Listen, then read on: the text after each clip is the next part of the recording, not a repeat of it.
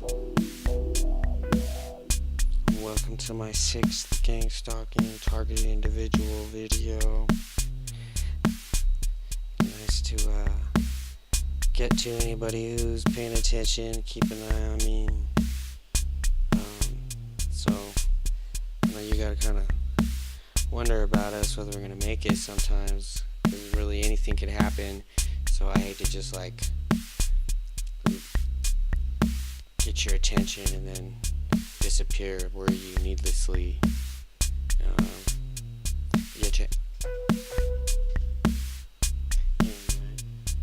See, once again, cool theme music. For as much as I have time to think about this, it's easy for me sometimes to talk about what's happening with the targeting, what the science and the hard proof behind it is, and what tools people have to stay calm while this is going on, and be cool, because eventually this stuff is going to fade.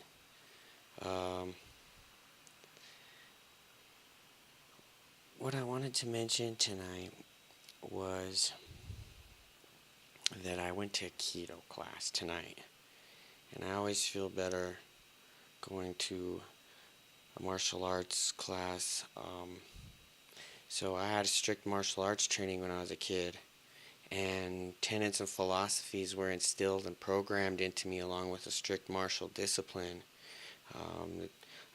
My master, under the tutelage of Yul Gok, instilled in me a set of tenets and philosophy.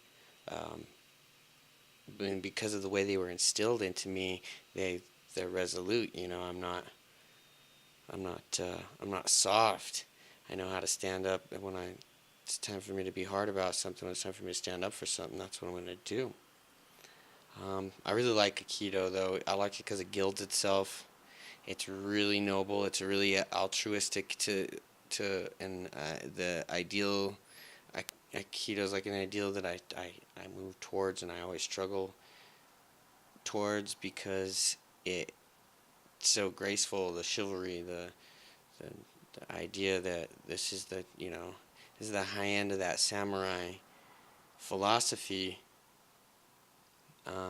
Trying to understand it and use it. It's just something that someone like me has probably been doing for thousands of years. A couple thousand years of going to the Japanese island and talking to them about how to use a sword. And that's kind of a gig for someone like me. And to deal with perps, as you call them, these victims of mind control, with a soft hand and in a way that'll get you to where you're going without getting caught up with hurting anybody or getting hurt yourself.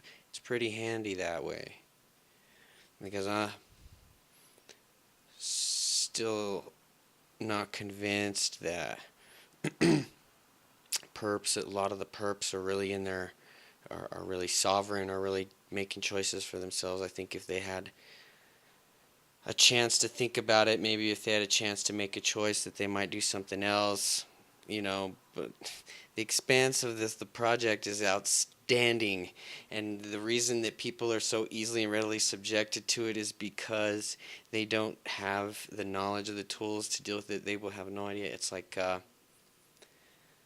it's some pretty serious technology, but for a second, on the flip side tonight, is like, look,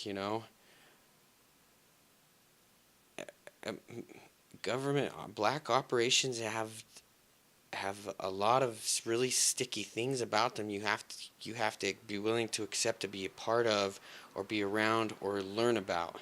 And one of them is, this is supernatural, is that, well,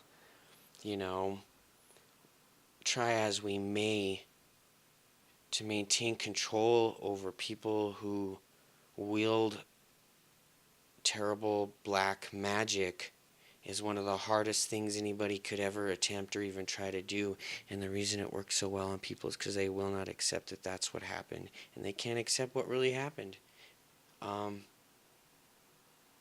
They don't know anything. They don't know, They don't know what happened on the dark side of the moon. How could they, And there's so much disinformation. But like I said, the guys who put this COINTEL, exactly what many of you others have been able to discern is they put the COINTEL stuff into play.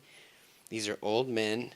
Their secret control over people is falling apart.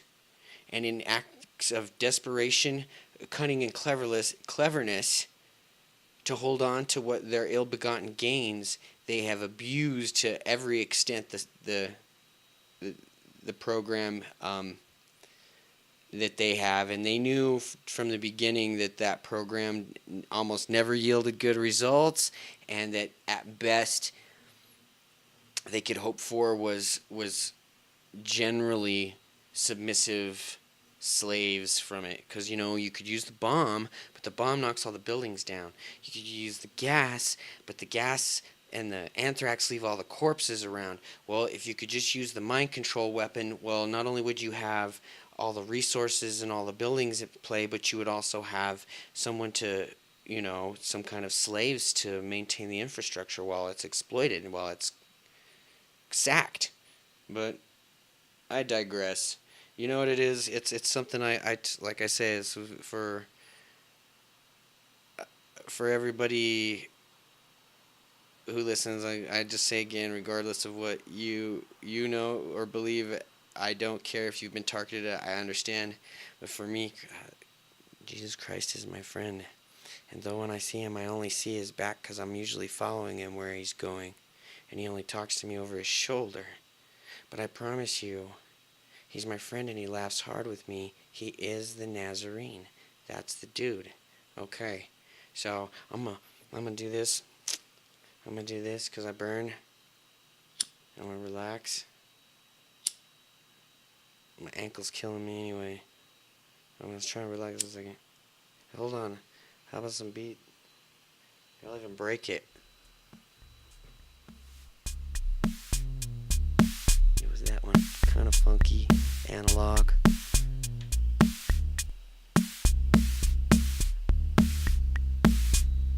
There you go. Now it breaks, huh?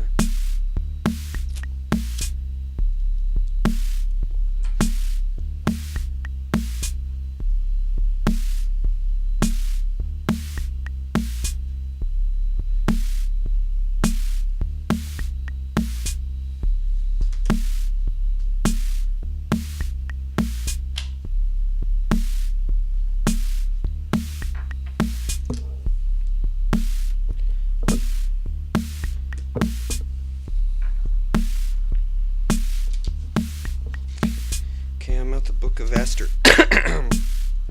tonight. You guys know the Book of Esther. Esther's a really great lady. King thinks so. That's all that matters, really, at that point.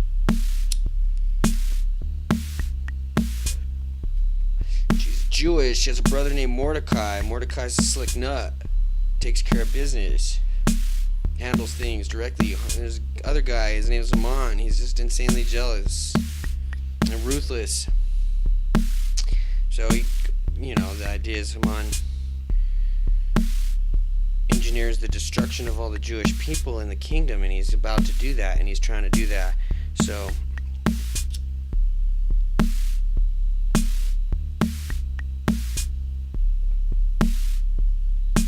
that's about where I'm gonna cut it in.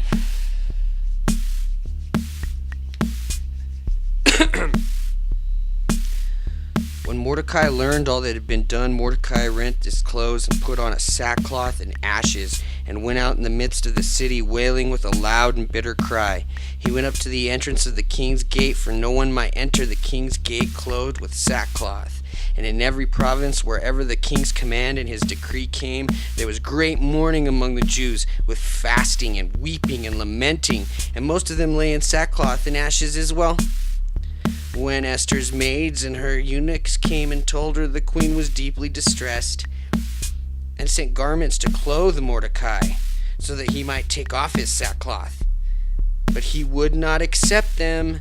Then Esther called for Hathach, one of the king's eunuchs, who had been appointed to attend her, and ordered him to go to Mordecai to learn what this was and why it was. Hathach went out to Mordecai to open the square of the city in front of the king's gate, and Mordecai told him all that had happened to him and the exact sum of money that Haman had promised to pay in the king's treasuries for the destruction of the Jews.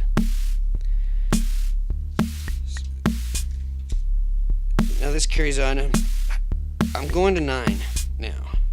Alright, now in the 12th month, which is the month of Adar, on the 13th day of the same, when the king's commanded edict were about to be executed, on the very day when the enemies of the Jews hoped to get their mastery over them, but which had been changed to a day when the Jews should get the mastery over their foes. The Jews gathered in their cities throughout all the provinces of the king Ahasuerus to lay hands on such as this sought their hurt.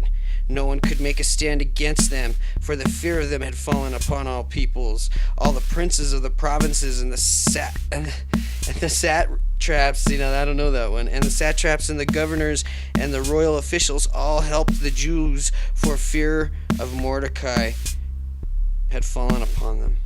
For Mordecai was great in the king's house, and his fame spread throughout all the provinces. For the man Mordecai grew more powerful, so powerful. So the Jews smote all their enemies with their swords, slaughtering and destroying them, and did as they pleased to those who hated them. In Susa, the capital itself, the Jews slew and destroyed 500 men, and also slew Parshandatha, and Diphon, and Asaphatha, and Paratha, and Adalia, and Aridatha, and Parmashta, and Arasai, and Aradai, and Vasutha, the 10 sons of Haman, the sons of Hamadatha, the enemies of the Jews. But they laid no hand on the plunder.